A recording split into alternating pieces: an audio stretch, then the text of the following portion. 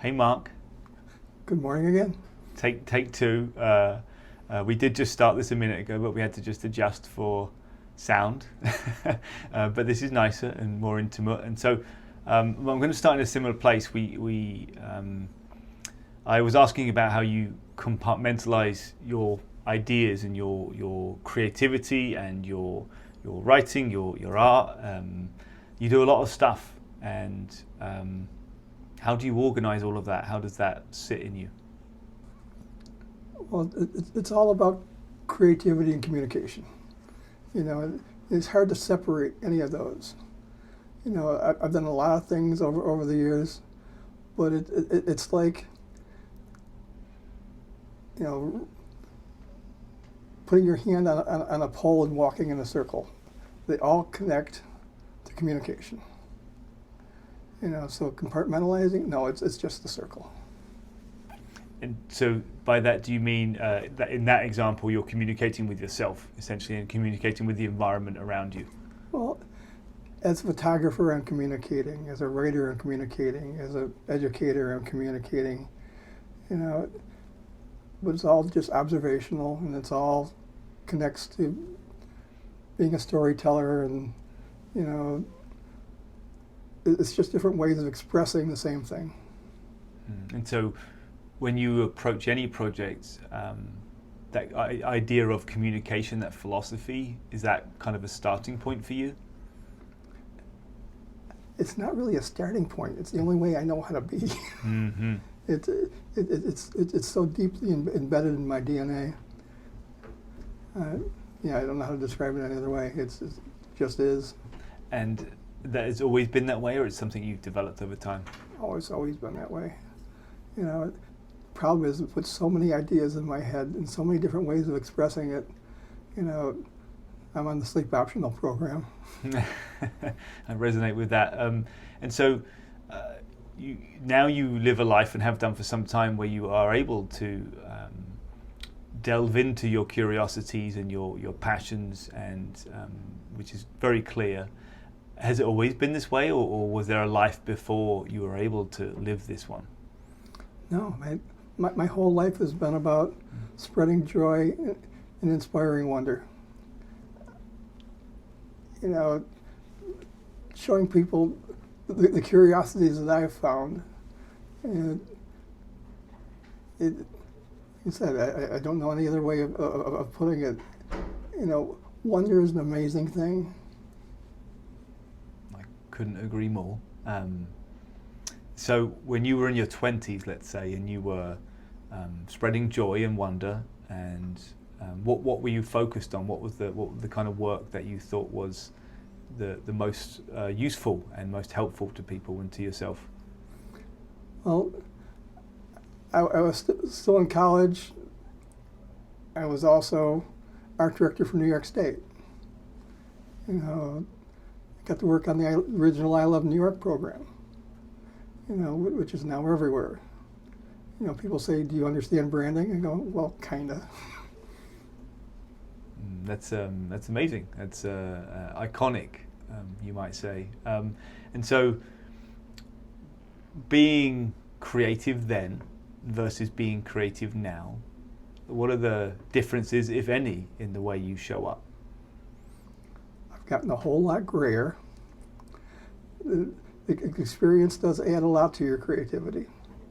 You know, it layers it rather than just one big, you know, you know, it tempers it. It gives it the experience that it brings to the table, makes the creativity work better. Brings a truth to it, maybe. Well, there's an honesty to it at that point. You know, that's all you can really do. You know, and that's how you inspire people. Is through that trust and honesty of what you're trying to project. You know, if I project things right, if I cobble my words together correctly and stitch them right, my goal is to inspire kids to read, not as an assignment, but to find that joy. You know, to stop people dead in their tracks, reading something, or to inspire them to move faster. Words have meaning, words have truth, and unless that honesty and trust is there, it doesn't matter. I agree. A word can last a lifetime. It's very deliberate. I try to be very deliberate these days about the words I use, and I've no doubt you're the same. So, for yourself, can you explain the joy and wonder you feel, like from an emotional perspective, when you're producing your work, you're being creative? Well, it's passion, and once I start on a project, it's hard for me to put it down. I'll work through the night, I'll work through a weekend. My boss is a real jerk, makes me work really hard. And so for me, I'm similar in that way. As I'm working on a project, an idea, a painting, or whatever it might be, and like you, I just want to work on it. I'm just feeling so much joy and pleasure at doing this. But I've certainly fallen victim to overdoing it, and stretching myself and working too much through the night and through the weekends and whatnot. And is that something that you do or have done, and you've learned to temper in yourself? Well, I don't feel like I've ever worked a day in my life. I have a hobby that I get paid very, very well for. And it helps. The money part doesn't matter, but the end product, and the fact that people appreciate what I'm doing and will actually pay me for it, is an amazing thing. It's an amazing thing, and to say that you've worked a day in your life is just marvelous to hear. I think I'm at a point in my life now where it doesn't feel like I'm working a day. Like every day just is so much joy and wonder and excitement and enthusiasm. But I've certainly worked a lot in my life, a bit prior to this, and obviously the obvious shift is leaning into my passions, leaning into the things that fulfill me and make me feel good and offer value to others, which is really important to me. And it sounds like you've always had that from a very young age. And was there something that inspired it as a kid? Like, were you interested in something, or you were just always like, I'm so creative and curious and I just want to do all this stuff? I was always good at it. It always came very, very easy for me, and I'll take on new aspects of what I do, just to challenge myself, and it's taken me full circle from just being a graphic artist to a university lecturer, to a newspaper publisher, to now being a book publisher and an author. Each one is a slightly different skill set, but it stretches me. There's a philosophy that resonates a lot with me, and it's the idea that to master anything, you need to connect the dots of many things. And it sounds like you very much live in that world too, where you're always looking to connect the dots of many things to find the thing that you're looking for in that moment. Does that make sense to you? Absolutely. And that's been actually the genesis of an awful lot of my writing lately. I just finished writing a book, on the connections between the history of Buffalo through its connections. How we are a city built on the backs of our immigrants. There's strong work and a couple of truly gutsy and courageous, people that stood in the gap and made things work. Buffalo's not a city of, continuum. It's constant reinvention and how people have adjusted and the resilience that it took to get to that point, to get us to where we are right now. Where we sit here in the Seneca One building is right square. There was a time that you could truly made the argument that this was the true center of the universe as we know it, because of the trade that would happen, here in Western New York with the Erie Canal and, goods coming in from the West and being shipped off, and vice versa. You know, so it was right here. And now we've gone full circle to Canal Side and the Outer Harbor, which is being redeveloped, you know, to this is where our new future is. Long miles different from what we're doing, but, you know, it's been an amazing evolution. Have you lived in Buffalo your whole life? No, I keep moving away and coming back. No, I've lived in Albany. I've lived in New York for a while. I lived in Tokyo. I lived in Philadelphia, Tokyo. I love Buffalo. It's that grit, you know, and the fact you can walk down the street and say hello to people, and they don't try and give you money because they think you're a beggar. Is the city of good neighbors? It really does live up to that name. It really does. So what were you doing in Tokyo? I was art director for a really large advertising agency. And you were just kind of working on specific projects there, or you were working for the company in Tokyo?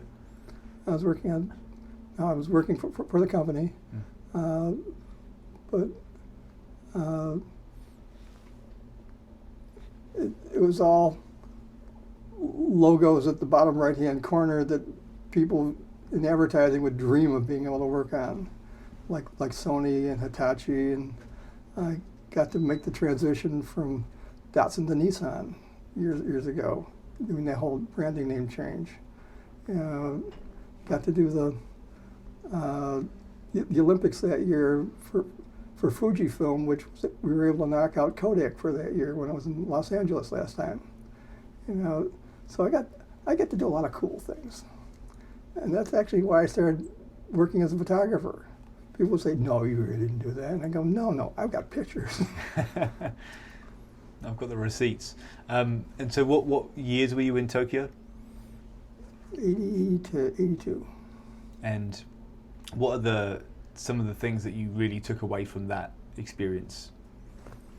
That all people are the same and all people are different. You know, I've learned that out of the last 2.5 million years, there have been 117 billion people on this planet. You know, they've all got stories. All 117 billion of them. They've all laughed and loved and been afraid of the dark and seen sunrises and sunsets.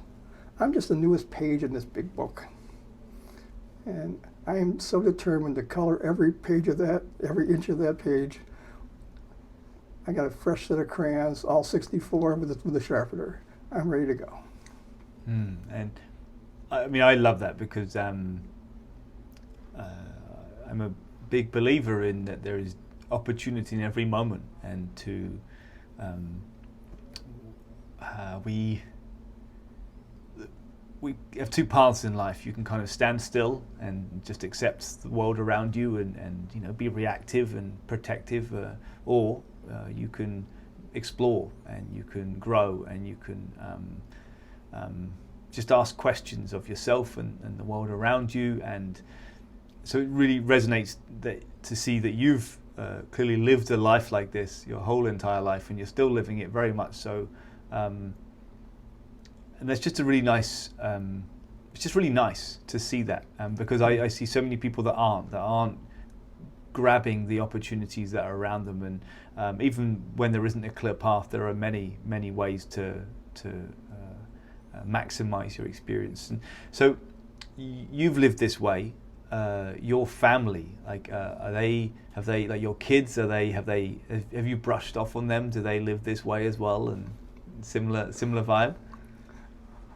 I've got 4 kids, all of which are polar opposites.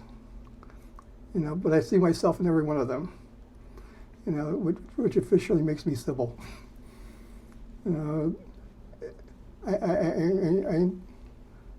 I got 2 kids that are doctors, but they're opposite ends of the spectrum that way. You know, one's a creative person working with American Express, or My daughter works here at Serendipity, doing some of the coolest event planning and keeping this whole ship together. I'm proud of every one of them. Mm. And they're all obviously here in Buffalo? No? One of them's in Rockport. The other one lives the other side of Rochester, but he commutes here to Buffalo, which is nice. Mm-hmm. Mm. And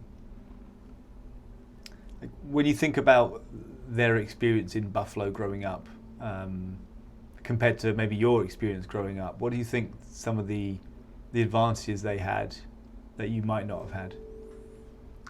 Well, I was the first one in my family to go to college. I kind of broke the glass. Me too. And watching them excel the way they have,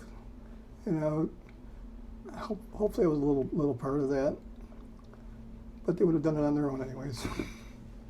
Well, you definitely were a huge part of that. As humble as you're being, it's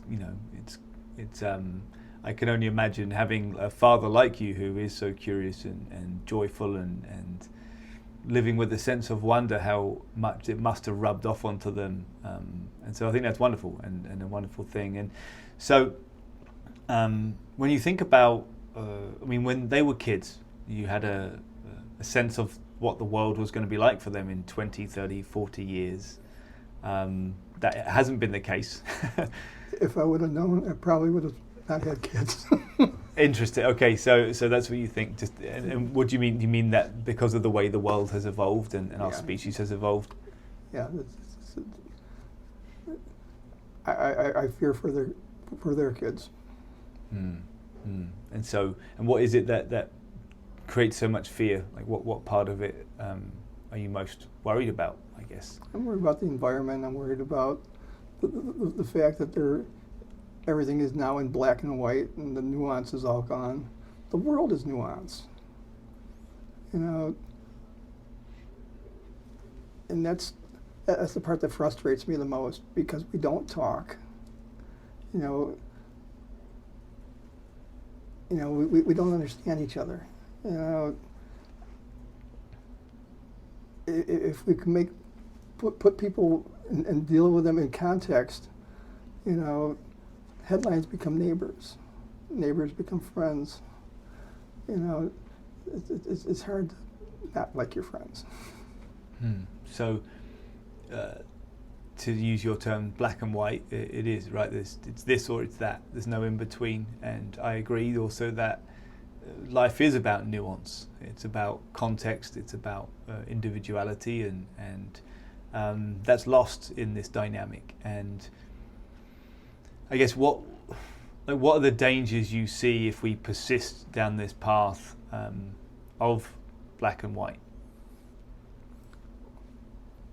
Well, it's the second law of thermodynamics, entropy. We'll all just, the cup of coffee will always get colder and colder and colder until it's not drinkable.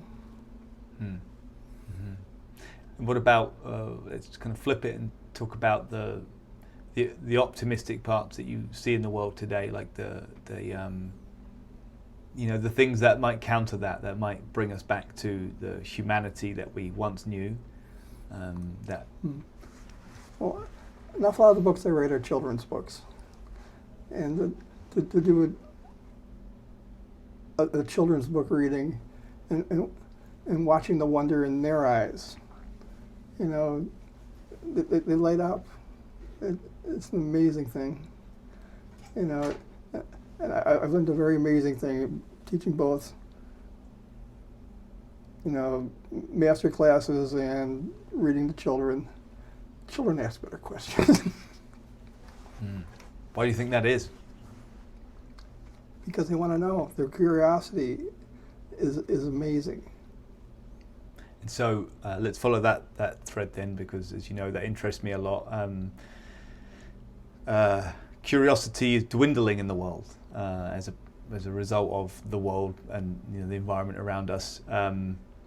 And I feel like there must come a point from being a kid where you are super curious and suddenly you become an adult for want of a better word, where you're suddenly have responsibility and the overwhelm kind of kicks in, and sadly that feels like it might be starting earlier now thanks to devices. Like, do you, from your experience in spending time with kids and sharing that as well as adults, is there like a moment in life where you see that shift from this childlike curiosity until this adulthood, I guess, which is limited in that way? I remember coming home and being absolutely upset because my car was leaking oil. And my daughter came running in the house and saying, Dad, the puddle's got rainbows. Mm-hmm. Boom. You know, I wrote a book called Where Did My Wonder Go? About a little boy and his grandfather that were raking leaves. And the little boy looks at his grandfather and says, Why do you look so sad? And he goes, well, there was a time when I would have wanted to jump in those leaves and look up at the clouds and see the animals that it would make. You know, that his life had changed to, when he'd go for a walk, it would be on a treadmill. He'd end up in the same place where he started from. Or, like I said, the oil stains on the driveway, or, you know, and he was sad because he couldn't explain to his kid why, you know, he couldn't make his life better because he couldn't understand it himself. He lost all his, everything, it turned to black and white and everything was in terms of gray. So the little boy grabs him by the hand. He walks him over to the leaves, and they sit down. He goes, this is where your wonder is. And they look up. That's beautiful. I wrote that for kids to read to their grandparents at nursing homes. It's, simplicity is such a wonderful tool, and it's a very simple story, an idea, but incredibly accurate and saddening, you know, that because it is a stark reality for, you know, we talk about a grandpa here, but there's people I know that are my age and younger who are very much in that same frame of mind, who have lost that sense of play and that sense of curiosity and wonder, and it breaks my heart, to be honest. You need to sit on the ground and watch bugs for a while. Mm-hmm. And so earlier you were talking about enjoying the details of life, essentially, actually the qualia of life, the experience of your senses. So when you see a shadow moving across a building, or you kind of, you know, you hear a voice, or you taste something, and it's just, they're the things that you pay attention to, and they're the things where you find inspiration. And to me, that is presence, right? It's really paying attention to what's happening around you. And is that something you had to practice, or again, is that something that's always been with you? Oh, it's so deep in my DNA. It's hard to extract from. I love observing. I love the smallness of, you know, how I sense myself. You know, that's why I like looking out the window here in the building. It reminds me of just how small I am. I'll go to Niagara Falls just to feel the power, and then realize just how small I am compared to the power of the falls. Mm-hmm. You know, it's perspective.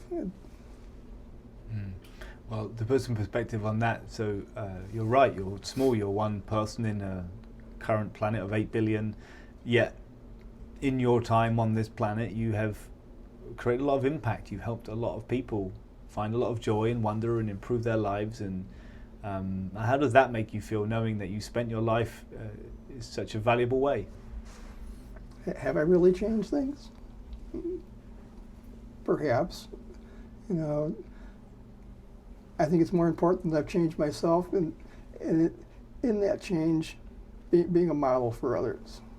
You know, it's not my work. It's, you know, the relationships that I can create.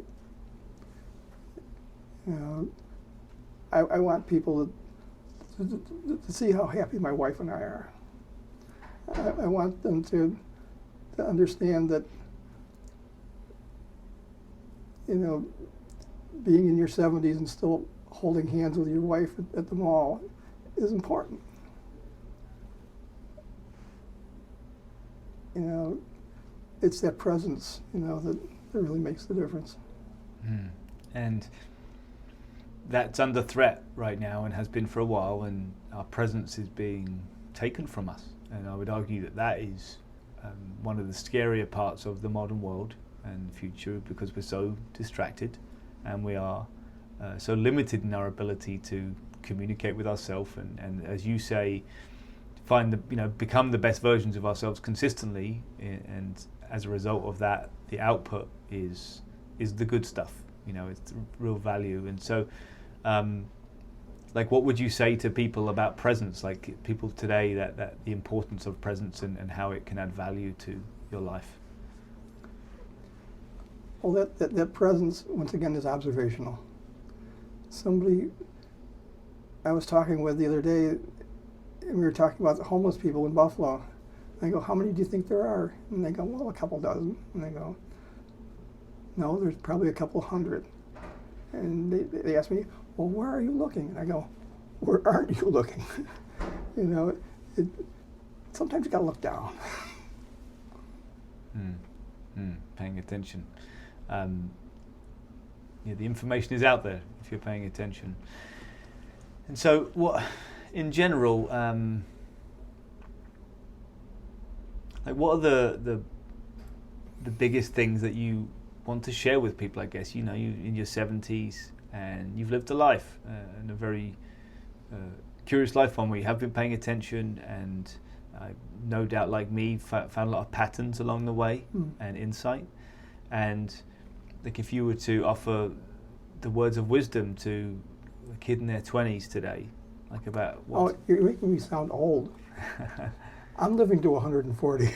I believe you. This is my midlife crisis right here. I believe you. You know, I'm still going to work hard so that I can have nice cars. You know, I'm still going to enjoy the world for every second that I can get out of it. You know, I'm all gas, no brake. I don't know how else to live.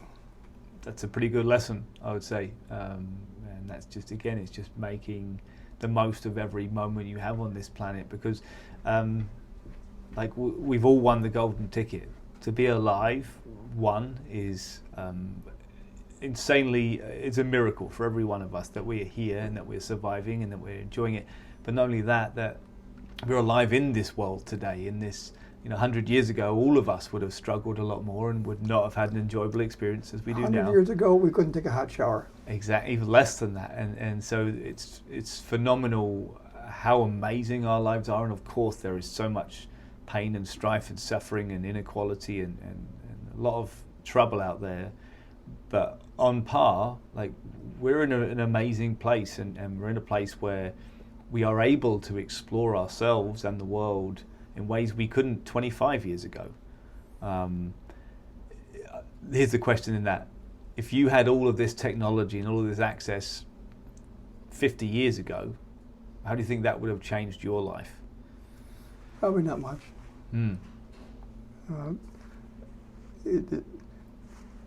It's still just making the most creative use of the tools that I've got at hand. I mean, I love this because it's just you're just a rare person, I think, who has found their passion at such a young age and leaned into it and been able to ride the coattails of it and enjoy it for half your life at this point, right? Another 70 to go.